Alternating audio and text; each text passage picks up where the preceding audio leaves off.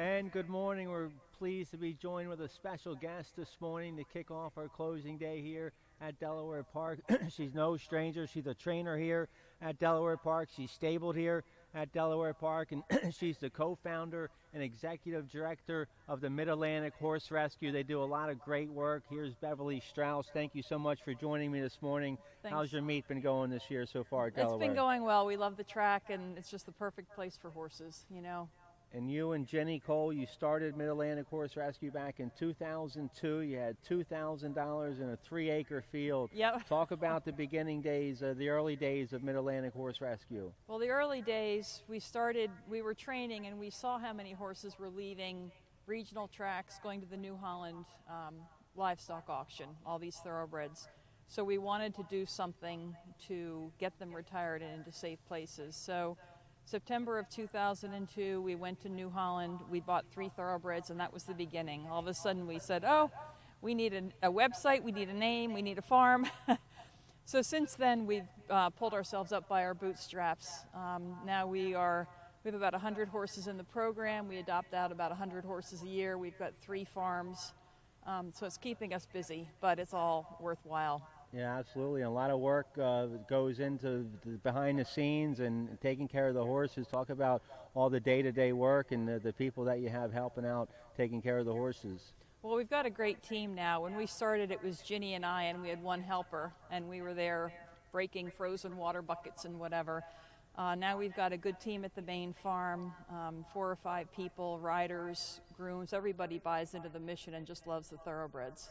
All right, and over 3,000 horses have been adopted since 2002. In 2016, John Mooney in Delaware Park, along with the DTHA, the Delaware Thoroughbred Horsemen's Association, they reached out to you and started a nice partnership with you. Yeah, we were thrilled. They called and asked us to help with aftercare.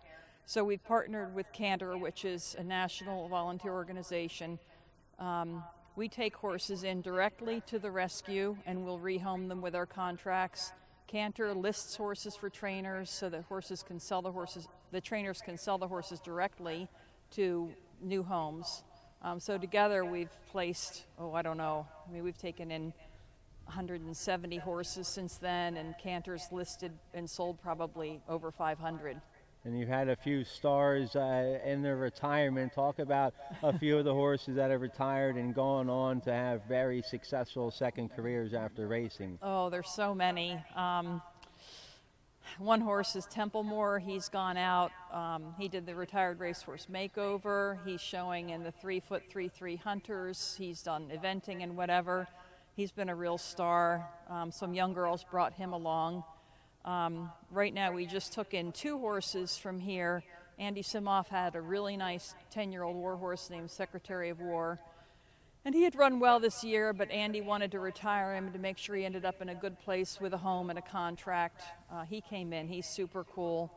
We took in a nice more than ready filly from Claudia DeMarco. She's an owner with horses with Pedro Nazario. She only ran 7 times, but she's getting ready to get up for adoption. Okay. All right. And how can people reach out to you and adopt a horse? Well, our website is MidAtlanticHorseRescue.org. A large number of our horses are on there, but we also have horses that are coming available.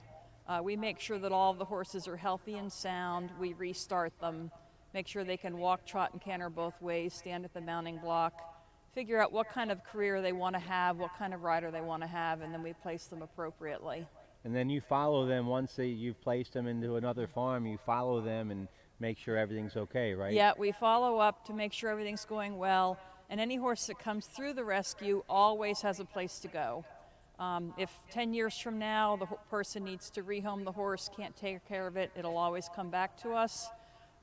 So they have a safety net for their lives. And so you guys were one of the first aftercare associations. Now there's a national one with the Thoroughbred Aftercare Alliance. Talk about them and how they've helped the whole aftercare movement. Well, when we started in 2002, aftercare wasn't part of the vocabulary in racing. It was sort of an uphill battle. The TAA was founded in 2012, and they were founded actually as a result that we had pulled from New Holland. I think the big people in the industry realized that we needed a process. So the TAA was started, and they inspect and accredit and partially fund accredited rescues. So since then, it's just really grown. I mean, we now, as I said, have 100 horses in our program. There's a nationwide network of 83 rescues nationwide. It's really a big deal to be accredited. It's very stringent. They look at everything from your hay, your feed, your tax returns, your insurance, everything. And then they give you an accreditation, which is good for every 2 years, and then we apply for funding every year. So it's supported by the industry. It's an amazing organization, but we still have so much more to do. All right. And so, yeah, you and TAA have done a lot of good work together for people who can't adopt a horse but want to help, either by coming to the farm and mucking stalls, sure. or donating money. People can reach out for those ways to help. Through the website for sure. And it's really changed. When we started, we were buying horses at the New Holland auction. Now the racetracks are all behind aftercare. They're placing horses directly with TAA rescues, so these horses aren't showing up at the auctions nearly as often, and they all are ending up in better places. So it's really been successful. We still have a lot to do, but everyone really supports it. And in Delaware Park has been phenomenal about aftercare.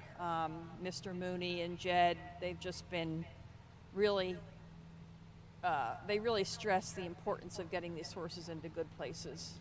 All right, so it's a great relationship you have with the racetracks and these horses, and you're a trainer yourself. You have some homebreds that you train. Down Patrick, a homebred that you train. He was finished second a couple times this year, so that's got to make you feel happy. I know you like to win, but it's good to see a horse you bred run well. Right.